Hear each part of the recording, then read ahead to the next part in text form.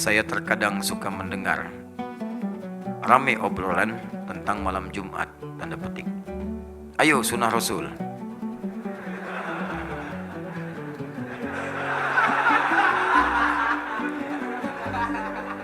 Paham gak? Ya berdoa aja dulu ya. Berdoa yang serius, mudah-mudahan ya 2 hari sebelum kiamat lah bisa nikah ya. Insyaallah. Ayo sunnah Rasul, malam Jumat ayo sunnah Rasul. Nah, yang saya tahu hadis yang menyebutkan itu ternyata hadis maudhu. Benarkah? Katanya tahu, engkau nanya itu mah itu. Yang saya tahu hadis yang menyebutkan itu ternyata hadis maudhu. Benarkah? Nah, sedangkan berhubungan intim suami istri tidak hanya malam Jumat saja, alias kapanpun saja harinya bebas.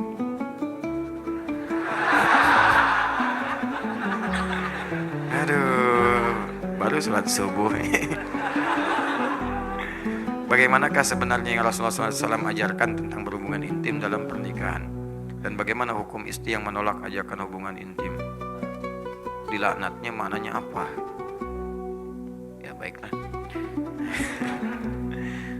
Baik, yang pertama perihal tentang berhubungan seksual suami istri di malam Jumat, apakah bagian dari sunnah?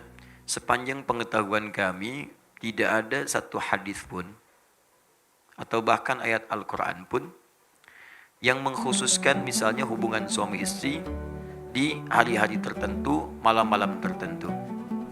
Ya, tidak ada di hari-hari tertentu, malam-malam tertentu.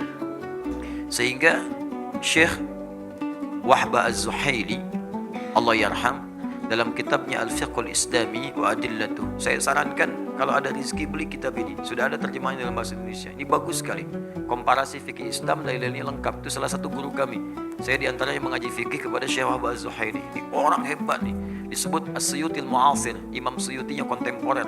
Jadi kalau bicara biasa, tapi kalau nulis hampir di setiap bidang ilmu beliau ada tulisannya. Banyak tulisannya itu. Syekh Wahbah Az-Zuhaili. Beliau menuliskan dalam kitabnya Al-Fiqhul Islami wa Adillatuh, cetakan tahun 1985. Beliau sampaikan, walaysa minas sunnati, awas, walaysa minal sunnati al-jima' fi layalin muayyanah, dan tidak tersebut dalam sunnah itu ya terdapatnya kemudian isyarat hubungan seksual suami istri di malam-malam khusus. Bisa di malam Jumat saja, atau di malam Sabtu saja, ya, atau di malam misalnya Senin saja, tidak disebutkan. Ya, tidak disebutkan. Bahkan ketika ayat Al-Quran turun itu bahkan di malam-malam Ramadan pun, ya, itu kalau misalnya terjadi hasrat itu diperkenankan. Ya, sepanjang waktunya diatur yang tidak kemudian bertabrakan dengan ibadah-ibadah tertentu. Apa dalilnya? Quran surah kedua Al-Baqarah ayat 187, paling kanan sebelah atas. Ya, uhilla lakum lailatus siyami rafathu ila nisaikum hunna libasul lakum wa antum libasul lahunna. Ya, dihalalkan bagi kalian kalau ingin bercumbu suami istri di malam-malam Ramadan, silakan saja. Silakan. Cuma dilakukan di waktu-waktu yang baik. Ya, dia pakaianmu, kamu pakaiannya. Berhubunganlah dengan baik. Ya, dengan cara yang elok dan seterusnya. Jadi tidak ada waktu-waktu yang spesial. Adapun mungkin tafsiran ini terkait dengan keterangan Nabi sallallahu alaihi wasallam di hadis riwayat At-Tirmidzi. At-Tirmidzi nama aslinya Muhammad, bapaknya namanya Isa. Muhammad bin Isa tumbuh berkembang sampai wafat di Tirmidz, dikenal dengan At-Tirmidzi. Menyampaikan riwayat dalam kitabnya nomor hadis 496. Ya, man ightasala fi yaumil jumu'ati wa ghassala wa kabbara, ya, wabtakara. Siapa yang mandi di hari Jumat, mandinya sempurna. Hari Jumat mandinya sempurna, dibasuh awal sampai akhirnya. Ya, ghassala itu biasanya dalam bab fikih al-ghusl seperti mandi junub, sempurna gitu kan. Ya, jadi teliti, rapi, ya, dari wudhu terlebih dahulu, kemudian rapi dari atas sampai bawah, sempurna dibersihkan. Itu ghassala. Ya, ghassala yughassilu. Ghuslun babul ghusli, bab mandi secara menyeluruh. Ya, babul janabah, bab mandi dalam janabah. Babul ghuslu, mandinya itu mandi terkait dengan janabah. Ghassala diartikan itu. Siapa yang sebelum berangkat Jumat mandinya seperti orang mandi junub, sempurna dia. Kemudian dia berangkat ke Jumat di awal waktu, mengambil saf paling depan. Ada yang nafsirkan di awal waktu, ada yang nafsirkan ngambil saf paling depan sepanjang tidak mengganggu saudaranya. Menafsirkan saf paling depan itu bukan Anda kemudian melihat peluang di situ kemudian menerobos orang sampai orang tidak nyaman.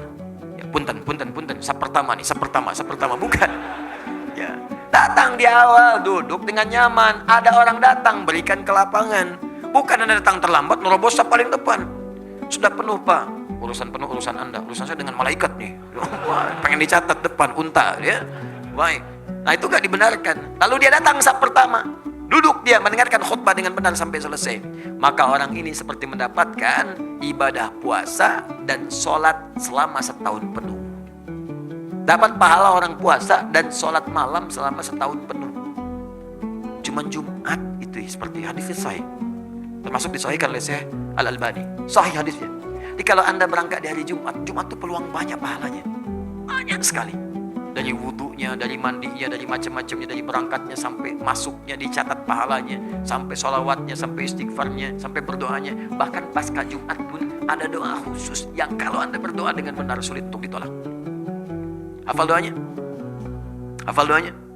Ya, Allahumma ikfina bihalalika an haramik.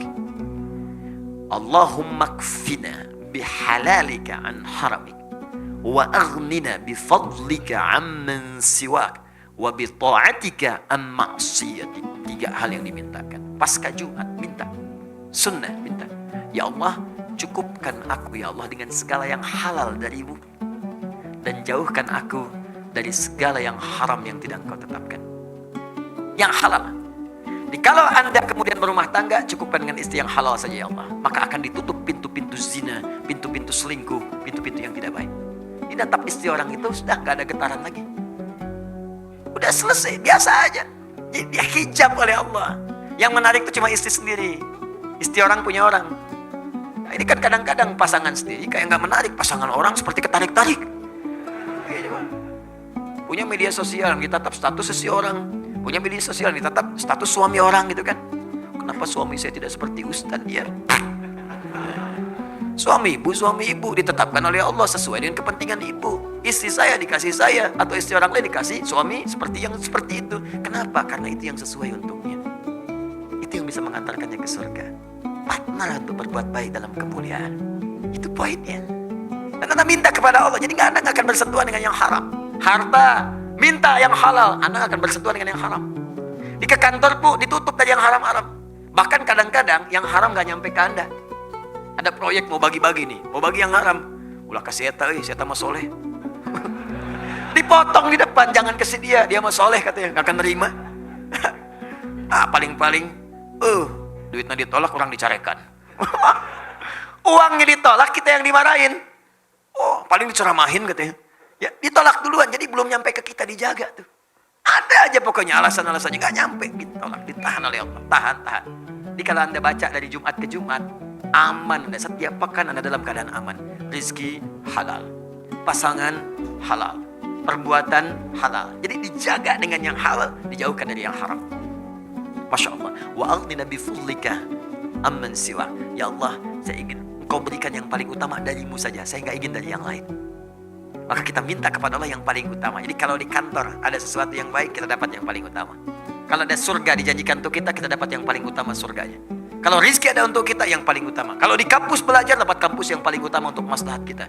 Kalau kita dapat nilai yang paling utama untuk bisa kita amalkan. Ukurannya bukan besar kecil ya. Ukurannya sejauh apa kita bisa mengamalkan dari semua titipan itu. Itu yang utama.